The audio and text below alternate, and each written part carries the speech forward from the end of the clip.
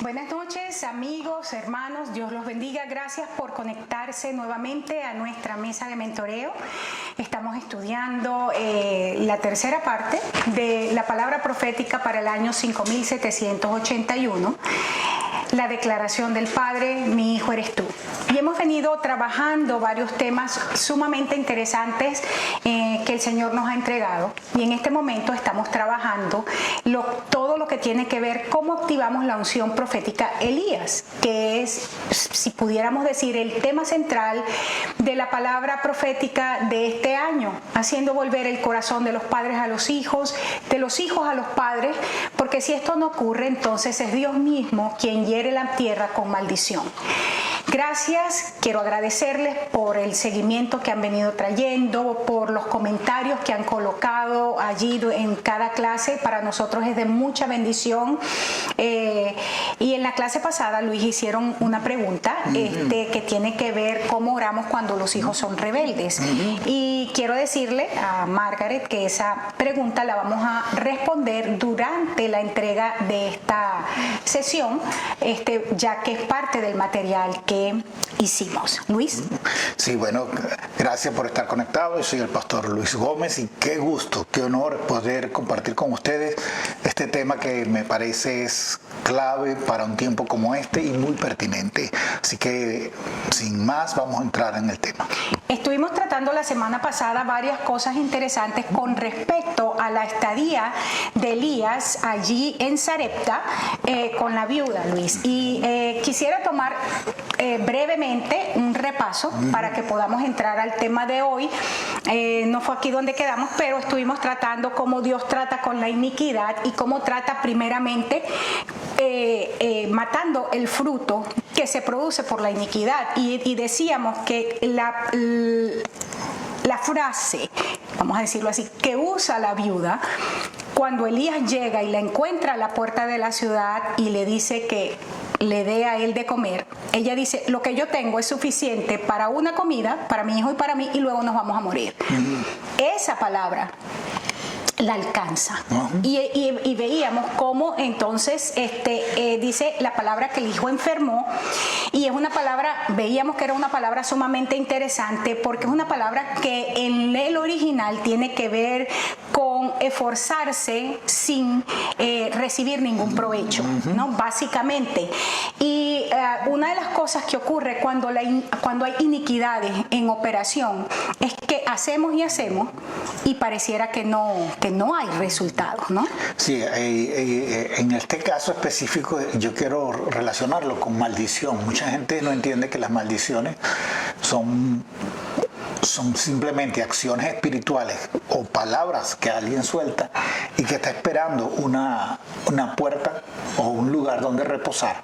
Y cuando hay un lugar donde reposar porque hay pecado, porque hay iniquidad o porque una de estas cosas, esa maldición, esa iniquidad entra en operación y empieza a dañar y trae debilidad, trae enfermedad y trae muerte. Así es.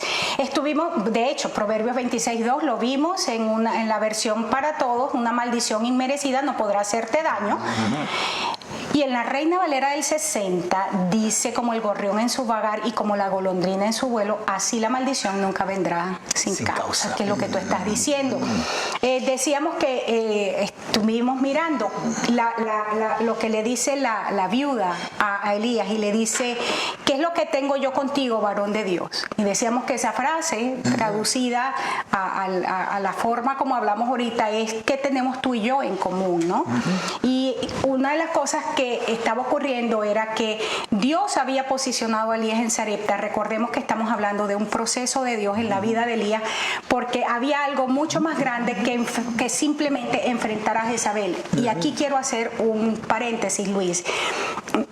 Todos nosotros, incluidos nosotros como ministros, le hemos dado mucha relevancia a la operación de Jezabel en la iglesia. Entre paréntesis, que sí, es un espíritu que tenemos que confrontar y que tenemos que vencer. Claro. ¿Verdad? Pero Dios quería mostrarle a Elías en todo el proceso que lo lleva, Kerit, Sarepta, y luego de aquí vamos a ver otras cosas, que su propósito era mucho más grande que simplemente derrotar al espíritu jezabélico en la tierra, y era hacer volver el corazón de los padres a los hijos y de los hijos a los padres, porque eso es lo que preserva la tierra. Sí, es lo que él hace cuando empieza a atacar a Acab como el padre de Israel, desde la perspectiva de que era el hombre del linaje de David, era el hombre de todo lo que tenía en todo su lugar, de convertirse en el padre, pero no estaba siendo el padre correcto ni el padre adecuado, y estaba trayendo maldición sobre la tierra, creando el sincretismo religioso que había traído hasta ese momento, donde estaban trayendo costumbres paganas, ligándolas con la adoración, y entonces esto estaba produciendo maldición sobre la tierra y maldición sobre el pueblo, por cada persona del pueblo. Así es. Veíamos entonces que dentro de este proceso Dios empieza a llevar a Elías a un posicionamiento donde Elías necesitaba verse a sí mismo como Dios lo veía. Amén. Porque Dios lo posiciona en la casa de la viuda para que él mirara que él tenía problemas similares internos a la viuda. Claro. ¿Verdad? Y decíamos, hablando de la identidad, y en ese momento, y este es algo que un poquito más adelante lo vamos a volver a tocar, Dios quería que se estableciera un contraste bien marcado entre lo que son hijos de Dios, hijos de las tinieblas. Vemos que mientras Jezabel estaba produciendo muerte en el pueblo de Dios, Israel, Dios coloca a Elías en el centro, en el corazón de una nación de donde venía Jezabel, para que a través de él se empezara a producir vida en la nación. ¿Y cómo? Revirtiendo esto a través de regresar el corazón de aquel muchacho a su madre. Eso es lo que lo veíamos ahora. Sí, es clave para un tiempo como este, porque la iglesia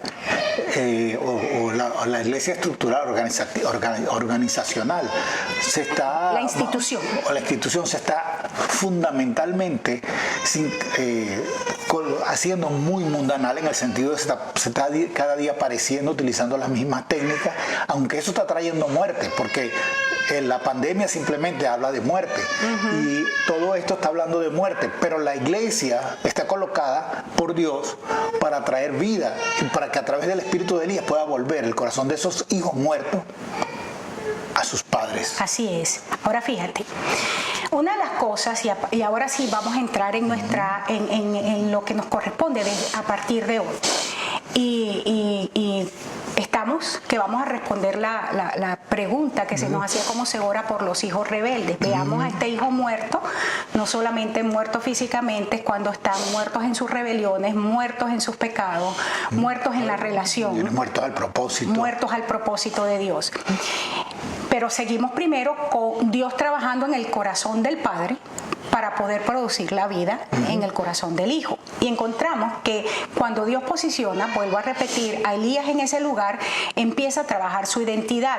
Y algo que es clave, y Jesse, colócalo allí, esta parte, es cómo nuestra identidad en Cristo produce un fruto que es indiscutible. Ese fruto es lo que marca la diferencia con los que son hijos de las tinieblas, o simplemente aquellos que no son hijos de Dios. Y quiero que veamos aquí, Luis, un pasaje en Efesios 5:8. Vamos a ver varios versos de Efesios 5. Y vamos a tratar de desglosar para que veamos aquí algunas cosas. Permítanme leer para ustedes. Dice: ustedes antes vivían en la oscuridad, pero ahora, por estar unidos al Señor, viven en la luz. Amén. Pórtense como quienes pertenecen a la luz, pues la luz produce toda una cosecha y da tres cosas claves que la identidad en Cristo, o sea, está diciendo, ustedes están unidos a Cristo, y esa unión en Cristo produce tres cosas que son claves. Hay muchas cosas que se producen, pero de acuerdo al apóstol, hay tres cosas fundamentales aquí a causa de la unión: bondad, rectitud y verdad. Vamos a desglosarlas. Fíjate esto. La palabra bondad que se está utilizando en este pasaje tiene que ver con específicamente las personas que han sido regeneradas por el poder del Espíritu Santo a causa de la relación con el Señor. No es porque hay otra palabra, ahí se las coloco, está la palabra crestotes y la palabra agatosune, que es la palabra que está usando aquí el apóstol. Claro, está sí. diciendo, la bondad específica que se está usando es la que tiene que ver con los hijos de Dios. O sea, que hay gente sin Cristo que es bondadosa, pero para esa gente, es decir, que está sin Cristo, puede tener una característica de bondad. Se usa esta palabra, pero que tiene que ver con una disposición bondadosa hacia la gente. ¿Ok? En este caso lo podemos ver en Lucas 7, 37 al 50, usted puede buscar ese pasaje donde el Señor le denuncia a los escribas y fariseos la actitud hacia aquella mujer que había derramado el vaso de alabastro en los pies del Señor, ¿no? Eso es que ustedes, muy bondadosos, sí, me invitaron porque querían escuchar, pero en realidad, ahí es la palabra crestotes, pero en realidad ustedes no hicieron esto, ni esto, ni esto, ¿no? Sí. La palabra que está usando el apóstol, y ya te doy, es una actividad de bondad, pero a favor de la gente, e incluye, esto es lo que hace la diferencia, hacer el bien a otros, y no necesariamente cuando le hacemos bien a otra persona va a ser de una forma suave, maravillosa, linda. Y el ejemplo más interesante que encontré, Luis, está aquí en Mateo 21, 12 al 13, cuando Jesús purifica el templo. Y lo hace de una manera violenta. Quise tomar específicamente porque la bondad en el Señor de la que está hablando aquí, que se produce porque somos hijos de Dios, es la acción de lo bueno hacia la gente, pero y significa hacerle bien, pero hacer el bien por la persona. Por la persona y para la persona. Esa es la idea. Sí, la diferencia está en dos cosas. Cuando uno escucha de organizaciones bondadosas, hay mucha organización que hace muchas cosas buenas, son bondadosos y simplemente están mostrando que ellos son muy bondadosos. Su interés es mostrar lo que ellos son. Pero en el caso del cristiano, la bondad está referida a yo quiero lo mejor para esa otra persona. Ahora cambia el enfoque completamente hacia la otra persona para traer lo mejor, y a veces para traer lo mejor hay que traer disciplina. El caso de los padres dice que la marca del amor del padre es disciplina. Sí, exacto. Entonces ese es el punto clave de estas dos palabras. Y en un tiempo como este, donde hemos escuchado que no castigues porque eso trae diferentes problemas psicológicos, cuando la implicación que lleva eso es que no disciplines, pero la intención es disciplinar. Entonces, una de las características clave para este tiempo, cuando nosotros vemos esto así, que tenemos que cosechar, es bondad, pero la bondad del tipo que tiene que tener un cristiano, enfocado en que la otra persona necesita ser llevada a su camino, a su lugar, canalizada, a su posición. Lo bueno de Dios, lo bueno del Padre fue Cristo, lo vamos a ver un rato, fue la gracia, pero la gracia que es Cristo, que es la persona, nos lleva a una posición en Él que nos permite una relación con el Padre. Amén. La segunda palabra que encontramos allí dice que el ser hijos de Dios, el estar en luz, produce bondad, produce también rectitud. La Reina Valera del 60 traduce la palabra justicia. En ambos casos, esa palabra en el original es la palabra dikausumé. Fíjate qué interesante, porque tiene que ver con carácter, con una característica, ¿verdad? De ser recto, de ser justo, de producir acciones rectas. En 2 de Pedro 1 dice que la justicia de nuestro Dios y Salvador, esa frase se refiere justamente a el trato recto de Dios con el pecado y con los pecados sobre la base de la muerte de Cristo. O sea que cuando estamos hablando, por ejemplo, porque es la misma frase que se usa para decir que Dios es un Dios justo y que hizo justicia por el pecado, se refiere que esa justicia opera cuando el Padre envía el regalo, Cristo. Jesús va a la cruz.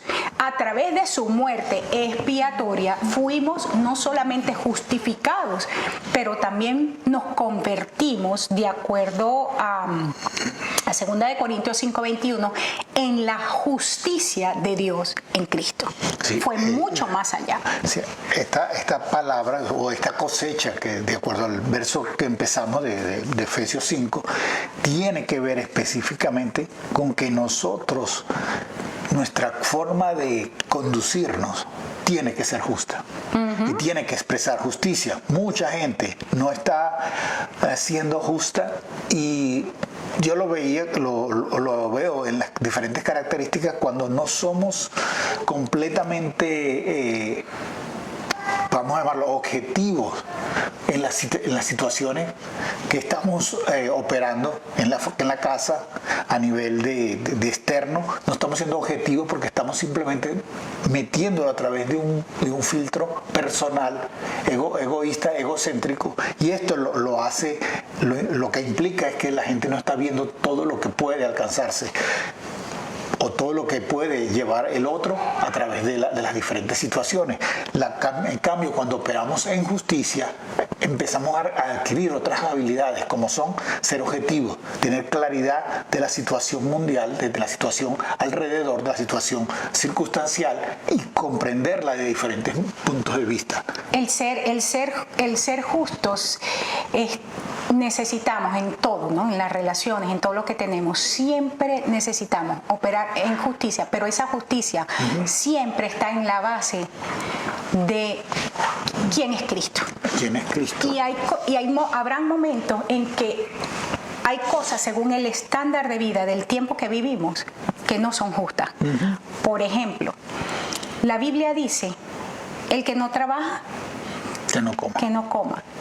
Pero los sistemas políticos y económicos que se están estableciendo a nivel del mundo dice, quitémosle a los que tienen más para darle a los que tienen menos. No importa si los que tienen menos simplemente son unos flojos y no trabajan. ¿Entendemos? O sea, es importante que entendamos que lo que el Señor está diciéndonos aquí, porque estamos hablando de por qué Dios quería que Elías se viera a sí mismo como en su identidad con respecto al Padre, porque él tenía que volver el corazón de los padres a los hijos y de los hijos a los padres. Pero ¿en qué? O sea, ¿fundamentado en qué? O sea, quiero que mis hijos me amen, pero fundamentado en yo hago y digo solo lo que ellos quieren que yo haga y que yo diga. El caso de Elí, el sacerdote en el tiempo de Samuel, y Dios le dice, a causa de que tú honraste más a tus hijos que a mí, no solamente a ti te quitó el sacerdocio, sino a todo tu linaje. Y los hijos de Elí se conocen allí en la palabra como los hijos de Belial. Entonces, vuelvo a repetir y hacer énfasis para ir a la tercera palabra. Lo que el Señor está demandando es que nosotros, como hijos de luz, en la identidad que tenemos como hijos de Dios, que Él es la luz del mundo, nosotros produzcamos primero la bondad y segundo la justicia, y todo esto en la base de Jesucristo. Y la tercera palabra es la palabra verdad. Interesante que es una palabra aletheia que tiene que ver con la realidad que se encuentra en la base de la apariencia. A veces vemos cosas, ¿verdad? Y pensamos, wow, ay, es tan brillante, es tan bonito, ay, es tan especial, y resulta que por dentro no hay nada. Aquí la verdad a la que se está refiriendo el apóstol tiene que ver con que lo que luce es la misma sustancia. La sustancia y la apariencia están completamente relacionados, alineados el uno con el otro. Eso tiene mucho que ver con la parábola de la higuera, donde Jesús maldice la higuera porque no tenía fruto. Y la gente se sorprenderá, ¿por qué Jesús maldice de la higuera si no era tiempo de esto? Porque ella estaba aparentando tener fruto y no tenía. Y por eso dice que el árbol que no da fruto Jehová cortará. Ahora bien, seguimos leyendo el pasaje porque estamos hablando del proceso de Dios en Elías para llevarlo a verse a sí mismo como tenía que verse, y ese verse en la identidad de hijo una relación con el Padre, estamos tratando de sacar principios de los escritos del apóstol Pablo en Efesios. Sigue diciendo en el verso 11: aquellos que están en luz no comparten la conducta estéril de los que son de la oscuridad. Aquí es algo interesante porque automáticamente lo opuesto es cierto. Está diciendo que la conducta de los hijos de luz es fructífera. O sea que cuando hay esterilidad hay un problema. Y yo enseñaba hace unos días que en el caso de Ana había esterilidad porque Dios mismo cierra el vientre a causa de una transgresión en la nación, en la casa del Señor. Sigo leyendo. Verso 14, porque todo lo que se deja poner en claro, este es Dios habla hoy, me encantó esta versión, participa de la luz. Por eso dice, despierta tú que duermes, levántate de entre los muertos y Cristo te alumbrará. Pero en el verso 14, Luis, si miras aquí, dice, todo lo que se deja poner en claro, todo lo que se da el permiso a sí mismo de entrar en una condición de luz, participa de la luz. En otras palabras, cada vez que tenemos gente que no permite que sus situaciones internas salgan a la luz, nosotros sabemos inmediatamente que esa es gente de oscuridad, hijos de tinieblas. Sí, lo que dice al final del verso 11 dice, más bien sáquenla a la luz, toda oscuridad, toda tiniebla, todo aquello que no queremos que la gente nos vea. Eso es tinieblas. Y debe ser expuesto. Entonces dice, más bien sáquenlo a la luz. En 1 Corintios 15:45 hay un pasaje, queremos expandir esta parte aquí. ¿Qué es lo que está diciendo? ¿No? Cuando dice, cuando tú tienes algo en tinieblas, sácalo a la luz, y si no sale a la luz, no estás participando de lo que es la relación, de la identidad, ¿no?, que nos da el Señor. Y en 1 Corintios encontramos esta declaración. El primer hombre, Adán, llegó a ser un alma viviente, el postrer Adán, espíritu vivificante. Por supuesto, aquí está hablando inicialmente de lo que es la generación adámica caída y la segunda generación adámica, pero de Cristo, el segundo Adán, que es Cristo. Pero veamos aquí algo interesante. Cuando dice que el primer Adán, el que se dejó seducir por los sentidos, almático, sensual, porque vive por los sentidos, se convierte en un viviente. Esa palabra es sao, que lo que significa es alguien que simplemente está tratando de conservar la vida. Conservarla, ya sobrevive. Sobrevivir, tratando de vivir. Pero dice, pero el segundo Adán, que es Cristo, se convierte en espíritu vivificante. Pablo sigue diciendo, ustedes tienen que alinearse. ¿A cuál se van a alinear? Se supone que los hijos de luz estamos alineados con el segundo Adán. Y fíjense lo que significa la palabra vivificante. Es la palabra supoieo, que significa vivificar, es decir, el verbo vivificar es traer vida. Hacer vivir, dar vida. Preservar con vida, no preservar congelado, ¿verdad? Porque podemos conservar, por ejemplo, el pescado en la nevera, pero está muerto. El pez está vivo en el agua, pero cuando lo metemos en la nevera es un pescado. Se forma esta palabra, sopoieo, de dos palabras, zoe, que es vida, pero vida de Dios, y poeio, que significa hacer. En otras palabras, es la capacidad de producir vida.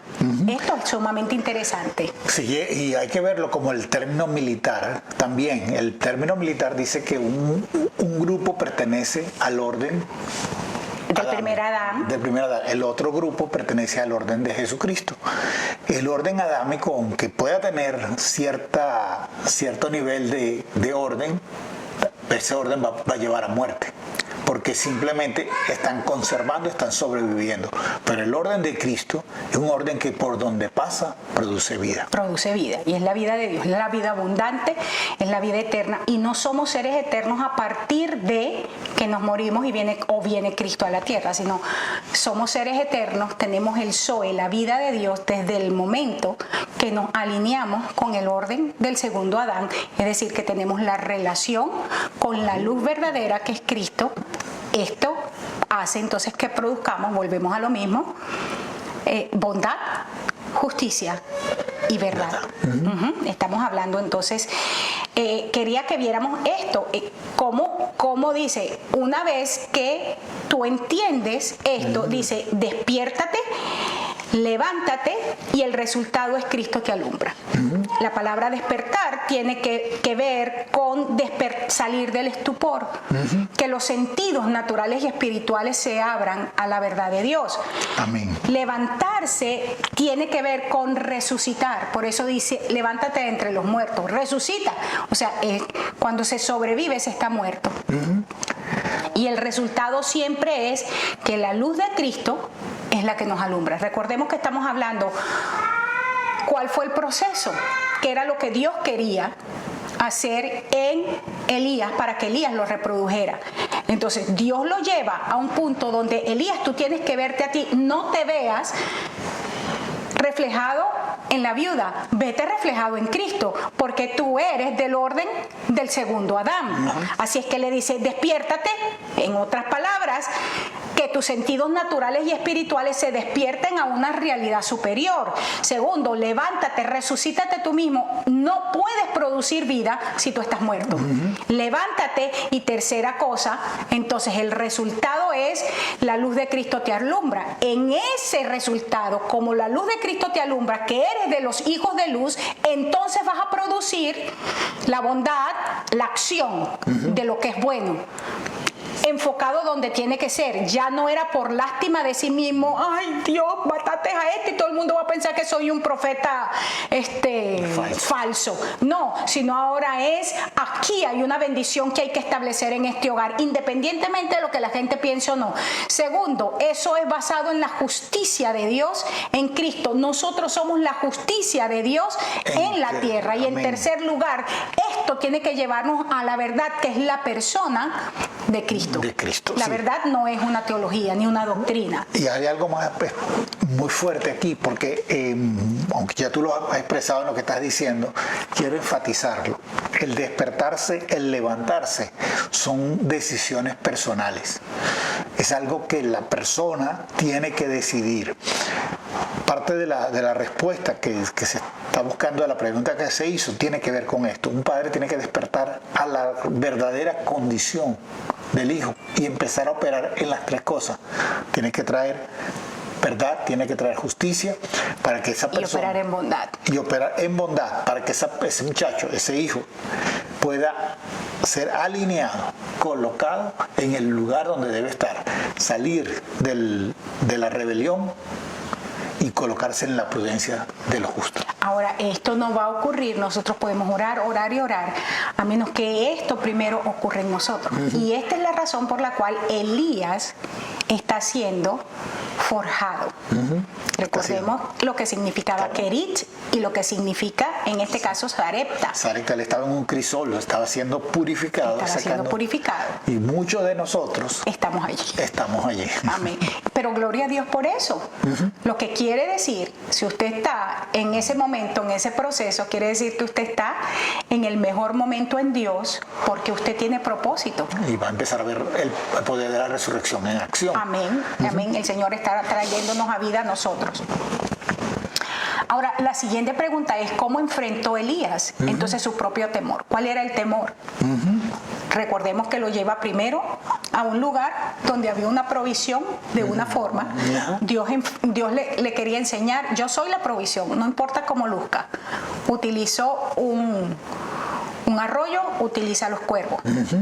Le dice, ¿aprendes la lección? Que yo soy la provisión. Sí, Señor. Ok, te voy a llevar a otro lugar donde voy a formar otra cosa, pero tienes que seguir creyendo. La primera lección la tienes que seguir aplicando. Ahora es un lugar desolado, viuda, y de ahí viene la provisión. O sea, está siendo un mantenido Elías. No, la provisión te la estoy dando yo y estoy usando un lugar de desolación para producir en ti algo que quiero producir. Sigue el trato de Dios. Te estoy llevando a un lugar donde tú vas a dar la vida de Dios. El acto de bondad era Elías como cualquier profeta, está opuesto en contra de todo lo que Jezabel pueda representar.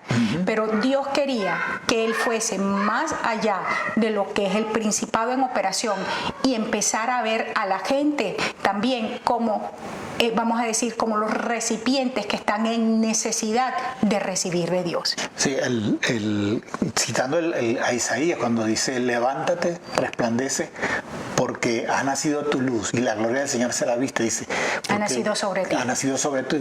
Dice, porque tinieblas cubrirán la tierra.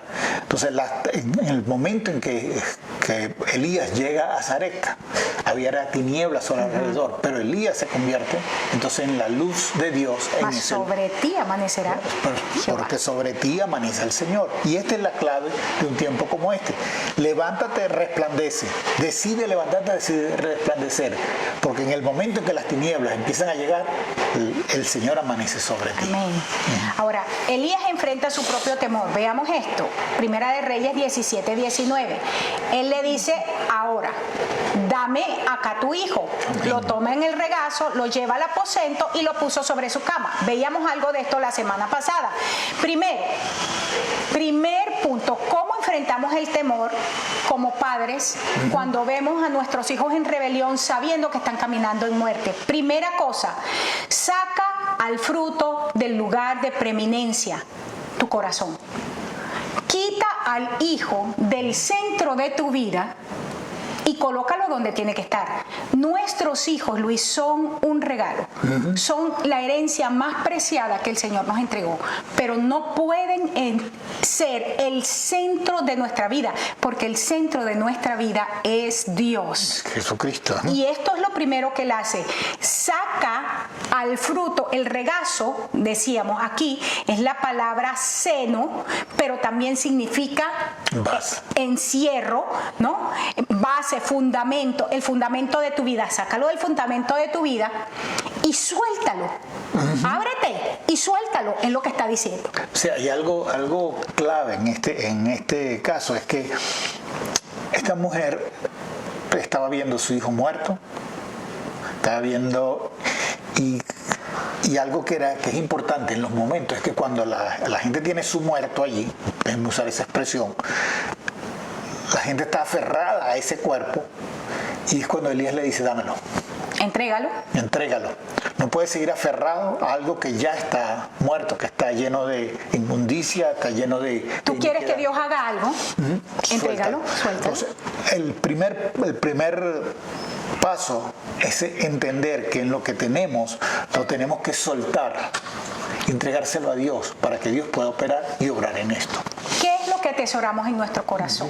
Y es interesante porque Jesús lo dice de esta manera: donde está tu corazón, donde está tu tesoro, ahí está tu corazón. Y entonces dice, tienes que desarrollar la capacidad de hacer tesoros en un lugar donde ese tesoro no sea corrompido. Y el único lugar donde tú guardas ese tesoro para que no sea corrompido es en el cielo. Y la palabra cielo allí no tiene que ver con nubes, sino con el lugar de la morada de Dios.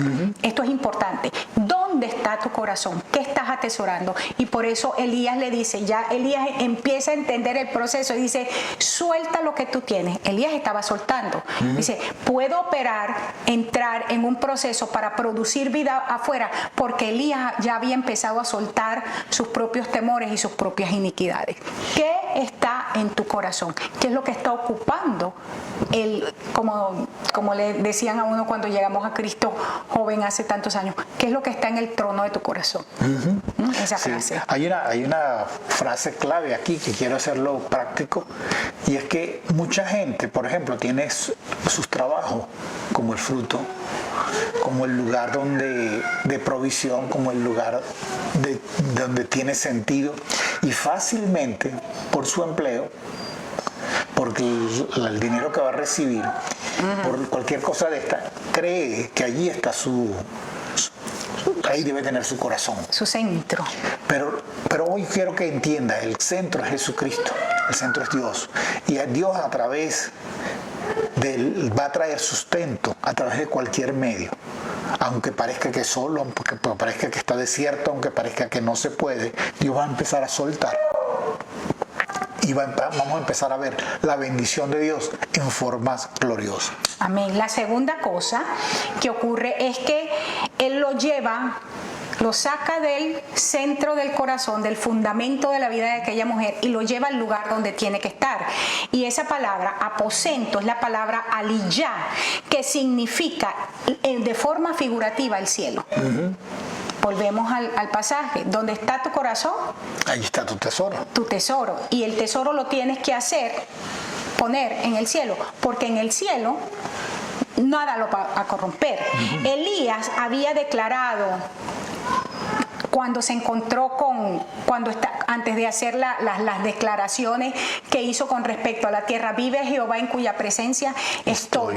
Dios a través de este proceso lo lleva y le dice, Elías, esa declaración que tú hiciste tiene que ser algo permanente en ti, no es simplemente porque estabas allí, sabías que si yo no te respaldaba no se iba a producir lo que se produjo. Quiero que entiendas que tú vives no en Sarepta, no en Kerit, no en la casa de la viuda, tú vives en mi presencia. Vive Jehová en cuya presencia estoy. Lo lleva al lugar correcto. Lo lleva al lugar correcto. Y la tercera cosa es que camina en la manifestación del fruto de su prueba. ¿Cuál era y lo venimos diciendo, qué era lo que Dios quería producir en Elías? Cuando lo lleva a Sarepta, a la casa de la viuda, lo confronta con sus temores, lo confronta con sus iniquidades, Dios quería llevarlo al punto donde Elías se convirtiera en un espíritu vivificante, en un dador de vida. Y dice que lo colocó en la cama, que es una palabra que significa extender, alargar, estirar. Es una palabra sinónima de la que se utiliza para Rahab en Isaías cuando dice extiende las cortinas de tu habitación, extiende las estacas, ¿verdad? Porque tú te vas a extender. En otras palabras, amplía tu manera de pensar, porque lo que yo quiero hacer en ti y a través de ti va mucho más allá de lo que es tu experiencia presente, de tus sueños y de tus expectativas. Y aún de tus experiencias pasadas que podrías estar sustentándote o fundamentándote en ellas. Elías había tenido una experiencia impresionante. Había parado la lluvia por 3 años y medio, había una hambruna en la tierra, todo esto, pero el Señor que le está diciendo, no es en el pasado, es en lo que yo te estoy revelando en estos momentos, porque tú estás en mi presencia, porque tú estás en el lugar que debes estar, porque tú estás reconociendo que el Espíritu Santo está aquí y tiene una palabra para el día de hoy, tiene algo para el día de hoy, con lo cual podemos operar, con lo cual podemos ver todo lo poderoso que es Dios. Con lo que podemos enfrentar las circunstancias que tenemos.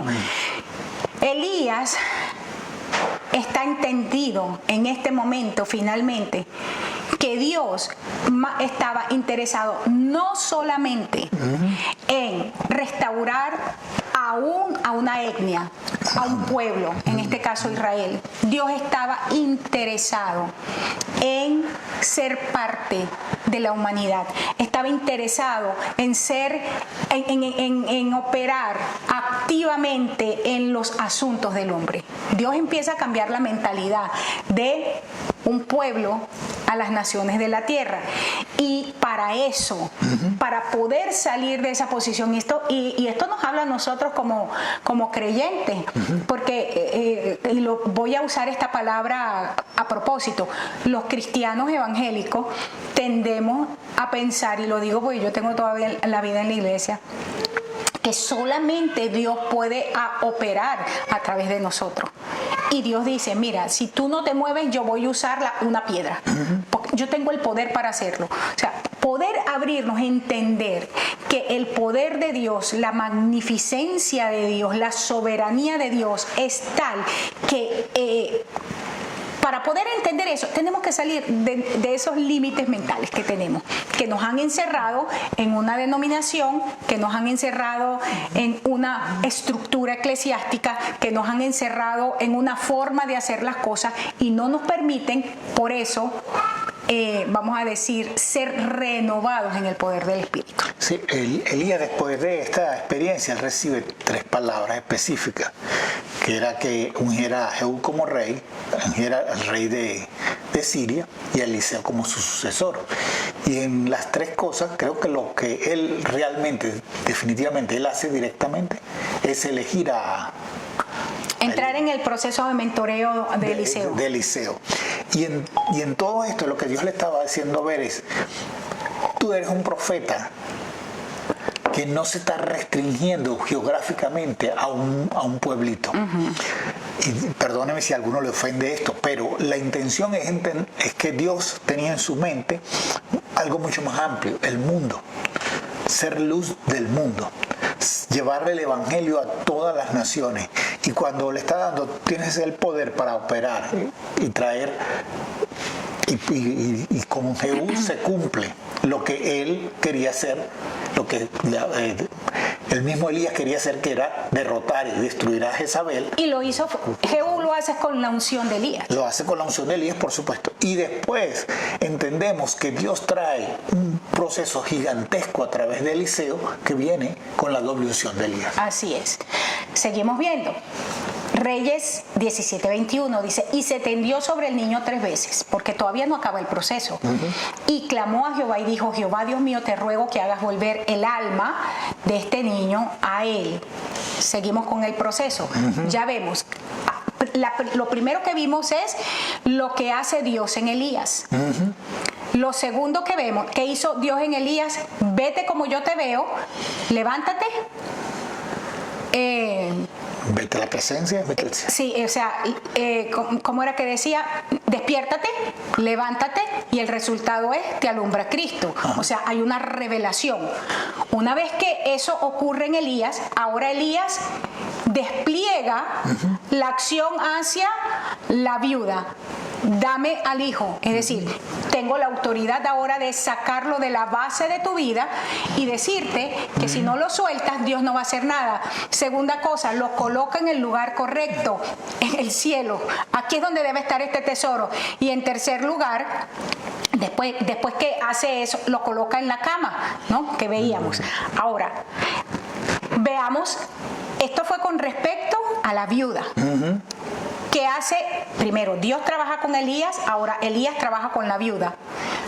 Y ahora viene, Elías trabaja con él muerto. Elías trabaja con él hijo rebelde. Elías trabaja con él rebelde que tiene que volverse a la prudencia de los justos. ¿Y cómo lo hace?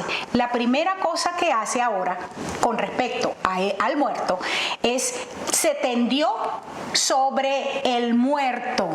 Esa palabra, esto es interesantísimo, es la palabra madat, que significa medir, extender, pero es la palabra moderna que nosotros tenemos para catastrar. Catastro, le dicen, siempre recuerdo en Venezuela, ese departamento era catastro. Catastro, donde de acuerdo al tamaño que tenía el terreno de la casa, se pagaban los impuestos. Exactamente. Entonces, catastro es el inventario de la totalidad de los bienes inmuebles. Estoy dándoles el concepto para que todos lo entendamos. De un país o región de este. Permanente y metódicamente actualizado mediante cartografía de los límites de las parcelas y de los datos asociados a esta en todos sus ámbitos.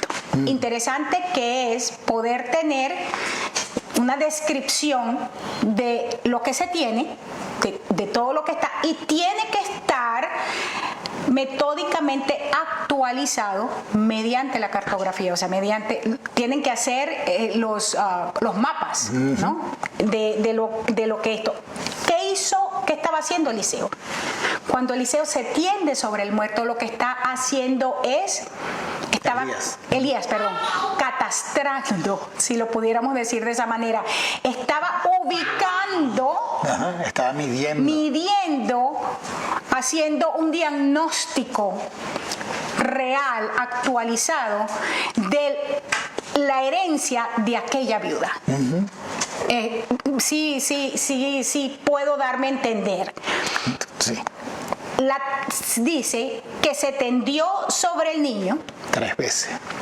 3 veces. El número 3 tiene que ver con revelación. sea, él, para poder hacer un diagnóstico completo de la situación, de quién era y de la situación que estaba confrontando aquel hijo, aquel fruto, se fue a 3. 3 tiene que ver con Trinidad, que es Dios, ¿verdad? La persona Dios, pero Padre, Hijo, Espíritu Santo. Tiene que ver con revelación, y podemos ver aquí en Éxodo 19:10, dice, Jehová le dijo a Moisés: estén preparados al día tercero, 3, porque al tercer día Jehová descenderá a los ojos de todo el pueblo sobre el monte Sinaí. Aquí está, es trabajar con lo que es numerología bíblica. 3, que es Gimel, tiene que ver con revelación. Es Dios revelándose a su pueblo. Tiene que ver con revelación, con el poder de la resurrección, y tiene que ver con específicamente con la bendición que Dios quiere traer plenamente. En cuanto a resurrección, quiero que lo veamos en Oseas 6:1. Dice: venid y volvamos a Jehová, porque él arrebató. El que arrebató fue Dios. O sea, que quien nos quita el fruto de la iniquidad es Dios. Amén. Quien le quitó el hijo a la viuda fue ¿quién? Dios. Dios. Estamos claros todos. Él arrebató, pero también nos cura. Él es el que va a traer la medicina para que sanemos. Dice, él es el que hirió, pero también es el que nos va a vendar. Nos dará vida después de 2 días, y en el tercer día nos resucitará. O sea, ¿qué hizo este hombre? Dame la revelación de lo que está ocurriendo aquí, y en segundo lugar, que el poder de la resurrección pueda venir sobre lo que estaba muerto. Amén. En estos días justamente he insistido tanto en que es la oración que debemos estar haciendo, la misma oración que hace Pablo por la iglesia en Éfeso. En capítulo 1, de 17 en adelante: yo oro para que el mismo poder que operó en Jesús, resucitándole de entre los muertos, sea el mismo poder que venga sobre ustedes, impacte sus sentidos, puedan verse a sí mismos en la identidad que tienen, hijos de Dios, puedan verse a sí mismos en aquello que Dios les ha entregado como hijos, y puedan verse a sí mismos haciendo lo que tienen que hacer con aquello que Dios les dio como hijos de Dios. Eso es en el poder y en la autoridad del Espíritu. Amén. Tremendo. Ahora, estamos cerca de terminar, y ya estamos también cerca de terminar esta parte. El proceso de Dios en nuestras vidas siempre nos va a llevar entonces a una mayor revelación. Entonces la mujer ahora es la madre que quería que el corazón de su hijo se volviera a ella. Dios operó primero en Elías. Elías, con esa revelación, se relaciona ahora con la viuda correctamente. Ya no es prepárame la comida y no va a faltar nada. En otras palabras, Dios quería hacer algo más. No había faltado ni harina ni aceite. Había habido comida todo el tiempo. Todo el tiempo. Sin embargo, ese milagro no llevó a la viuda a hacer esta declaración: ahora conozco que tú eres varón de Dios. ¿Cuándo ella hace esa declaración? Cuando Elías primero entiende quién es en Dios y empieza a operar en esas características, en bondad, en justicia y en verdad. Las 3 cosas que tenía que producirse en él. Bondad hacia la persona, pero esa bondad tenía que ser administrada de acuerdo a Dios. Justicia, Cristo nos hace ser la justicia de Dios en él. Es en el fundamento de la muerte de Jesús. Y tercero, verdad no era enseñarle una doctrina. Ahora tienes que adorar en Jerusalén. Ahora el tiempo es ahora, ni en Jerusalén, ni en este monte, ni allá, ni en aquella iglesia, ni en la otra, sino que los verdaderos adoradores adoran en espíritu y en verdad. Eso es lo que él está ahora. Una vez que Elías produce estas 3 verdades, las administra o las ministra a la viuda, Y luego, entonces, con el entendimiento de esto, puede también operar trayendo al Hijo a resurrección. Y el resultado es una revelación en el Padre, en este caso la viuda, diciéndole: ahora yo entiendo que tú eres varón de Dios, un hombre de Dios, que tú eres la eclesía. y que la palabra de Jehová Es verdad en es tu verdad boca. en tu boca. Wow, lo que está diciendo es tan impresionante que muchos de nosotros a veces no entendemos lo que el Señor está diciendo y lo que el Señor quiere hacer con nosotros. Pues me vuelvo a la pregunta de Margaret. Muchos hijos rebeldes los hemos mantenido rebeldes porque no hemos seguido este proceso. Lo hemos mantenido fuera del propósito porque no hemos hecho esto. Es el momento de nosotros decidir. Yo entro en la presencia, busco a Dios y suelto ese fruto, se lo suelto al Señor para que el Señor pueda Hacer lo que tiene que hacer. hacer lo que tiene que hacer. Lo coloco en el lugar correcto. Y Lo llevo al cielo. Y mi centro ya no va a ser Mi hijo, mi trabajo, mi ministerio. Mi centro ahora es Jesucristo. Amén. Amén. Dios condujo a Elías un paso a la vez. Lo voy a ver de aquí del de Luis porque el mío no sé por qué no se pasó. Primero, Dios no le dijo a Elías que se fuera a Kerit, sino hasta que le entregó el mensaje a Acab. Primero Dios levanta a Elías y le dice: anda y habla a Acab y dile, a causa de que hiciste una relación incorrecta y permitiste, no solamente hiciste la relación incorrecta, sino que has permitido que esa relación incorrecta traiga destrucción a mi pueblo. Ahora no va a haber lluvia. Y como no va a haber lluvia, no va a haber comida, no va a haber agua. Dios no le dice: te voy a entregar primer nivel de provisión y primer nivel de trato, sino hasta que Él cumple la palabra. Segunda cosa, no lo lleva a Sarepta, sino hasta que ese primer lugar de trato, Kerit, se seca. Sí, y algo que me llama la atención, pensando en experiencias personales, pensando en ciertas situaciones, que muchas veces nosotros estamos en Kerit y estamos felices porque nos está llegando de diferentes cuervos todo lo que necesitamos. Estamos felices porque el agua está allí permanente, está fluyendo. Pero Dios, un momento, aún inesperado, quita todo. Quita todo. Y como decíamos allí, se seca el lugar, cambio de tiempo, tiempo de crecer. Entonces, y ahí nos toca a nosotros crecer, a tener una dependencia total de Dios y saber que Dios está respaldando su palabra y que nosotros podemos esperar en que Él va a hacer la provisión y que Él va a operar para que nosotros seamos transformados.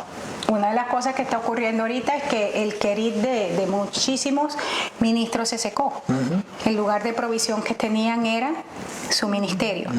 Y no lo estoy diciendo a mal, quiero que me entiendan. El obrero es digno de su salario. Pero cuando miras el ministerio solamente como el lugar de provisión, está mal. Es exactamente lo mismo. Exacto, entonces, sí. Una de las cosas que Dios ha hecho, entendemos lo que Dios está haciendo en las naciones, con todo lo que hemos vivido desde el año pasado, a raíz de declararse una pandemia, y aquí no vamos a entrar que si creada por el hombre, lo que sea, se declara una pandemia, pasa todo lo que ha estado ocurriendo, encontramos que el Señor simplemente le ha secado el arroyo a un montón de gente. Y en el caso específico de la iglesia, entramos a un lugar desolado, porque las iglesias en su mayoría cerradas y las que están abiertas con unos grupos minúsculos de personas. Ahora, cuando vuelvo a decir, no llegamos a Kerit sino hasta que hacemos lo primero que Dios dice: te vas a presentar delante de Acab y vas a dar esta declaración. No llegas a Sarepta sino hasta que Kerit se seca. Y finalmente Dios conduce a Elías un paso a la vez en fe para producir vida de Dios, y vemos todo lo que vemos. Lo lleva a entender quién es Él en Cristo, su identidad, entendiendo su identidad, poder entender el propósito real de Dios por lo cual le había levantado. Dentro de ese propósito, para alcanzarlo, por supuesto que tenía que enfrentar a Jezabel, pero el propósito, el fin de lo que era realmente el llamamiento, la unción Elías, era hacer volver el corazón de los padres a los hijos, de Israel a su Dios, de la iglesia a su Dios, de los hijos a sus padres. Sí, es interesante ver que después que él sale de Sarepta, entonces él va y hace la confrontación contra todos los profetas de Baal, viene ese derramamiento poderoso de fuego del cielo, y es cuando él empieza a orar para que venga la lluvia nuevamente. Así es. Y entonces nosotros estamos en un momento donde como iglesia a nivel mundial deberíamos subir al Monte Carmelo. Estamos saliendo de Sarepta, bueno, la gente que ha entendido el propósito a nivel a nivel corporativo. Estamos saliendo de Sarepta, lo que hemos vivido el proceso y entendido el proceso. Y entonces, entendiendo esto, nosotros estamos en una posición clave donde por muchas razones tenemos que tener un cuchillo afilado, porque vamos a tener que matar a varios profetas. Hay un montón de profetas falsos que van a ser muertos a causa de las declaraciones que se van a producir en los próximos días. A mucha gente no les gusta que uno haga estas declaraciones, pero el punto clave aquí es que hay gente que ha estado diciendo tanta tontería, tanta... Gente que a sí misma se ha llamado apóstol y lo que ha hecho vivir como el que se metió en el templo en el tiempo de Nehemías, como los Tobías. Tenemos gente profetizando por ofrendas. Tenemos maestros con la cara descarada, abierta, apartando al pueblo de Dios. Tenemos pastores pastoreando de acuerdo a su propio corazón. Tenemos gente que se llama evangelista, pero en realidad lo que está haciendo es turismo evangélico. Y estamos en un momento donde lo que viene a nivel corporativo, y no estoy hablando a nivel de congregaciones pequeñas, estoy hablando del cuerpo de Cristo. Es que Kerit se secó, el Señor nos ha llevado a Sarepta, pero estamos en el momento de la confrontación de poderes, porque lo que Dios va a hacer, lo que Dios está a punto de hacer en nuestras naciones es impresionante. Naciones como Venezuela, que nos duele, a nosotros nos duelen todas las naciones porque Dios por su gracia nos ha permitido pastorear gente de muchísimos lugares del mundo, o sea, pastorear muchísimas naciones.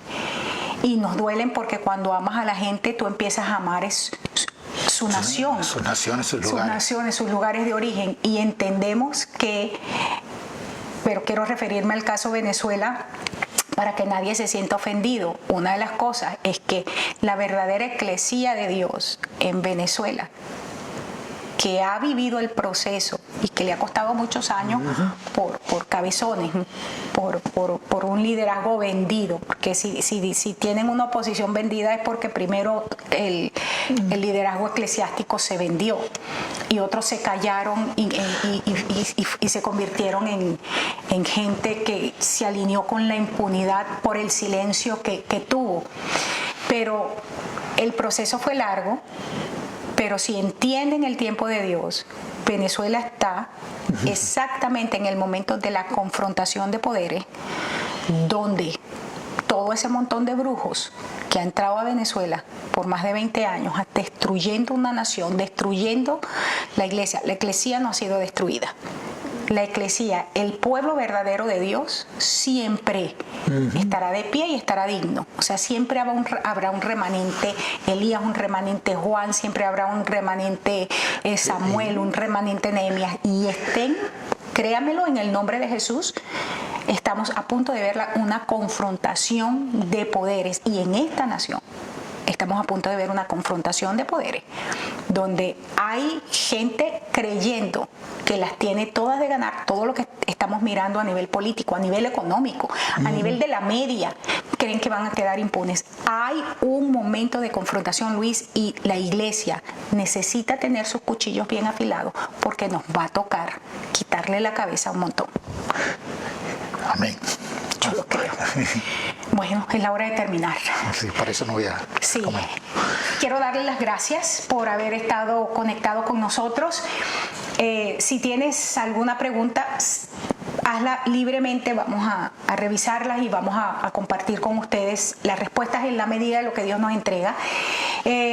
También puedes hacer comentarios. Esperamos que tú puedas también convertirte en alguien que comparta esta palabra con otros.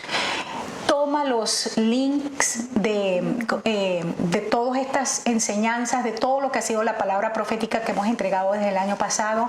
Compártela con tus amigos, compártelas con tus hermanos, compártelas con tus pastores, con tus líderes. Compártelo y permite que el Señor empiece a hablar a su pueblo. La Biblia dice que los profetas en parte conocemos y en parte profetizamos, pero cuando sumas 1, 2, 3 diferentes, entonces empieza a dar el todo. Así que siéntete libre de hacerlo, de compartir esto con otros y queremos bendecirte. Te bendecimos con revelación de Dios y te bendecimos en el nombre de Jesús con la paz de Dios que sobrepasa todo entendimiento. Amén. Nos vemos en nuestra próxima entrega. Dios te bendiga. Dios te bendiga.